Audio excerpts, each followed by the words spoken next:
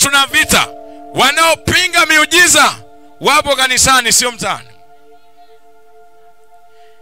Wanafikiri wanawapinga watu wenye vipawa vya miujiza, lakini wanampinga Yesu.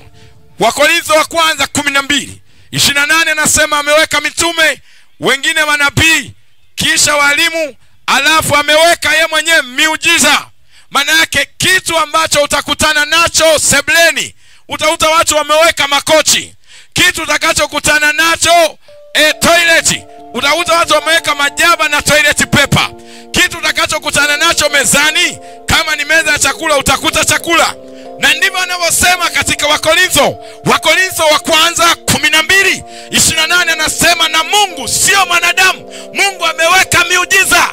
Wanaopinga miujiza wanampinga Mungu aliye hai. Maana hata kuzaliwa kwa Yesu ambaye tunasema anaokoa, alizaliwa kwa namna ya miujiza. Hakuzaliwa kama mapenzi ambayo wewe umezaliwa.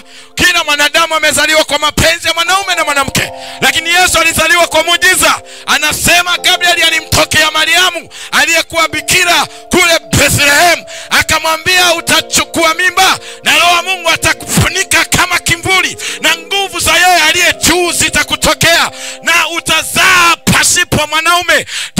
DNA ya mtoto huyo itatokea mbinguni. Maana yake mbegu ya Yesu haikuwa ya kibinadamu, ili mwanadamu aliyehamishwa kwenye dhambi, ambapo manabii mitume hawakuweza kumsaidia mwanadamu, ilibidi neno la Mungu yani Kristo afanyike kwa mwili, atoke katika hali ya neno aingie katika hali ya mwili, na mwili wake ulikuwa na vinasaba yani viasili vya Mungu. Alizaliwa kwa muujiza. Sema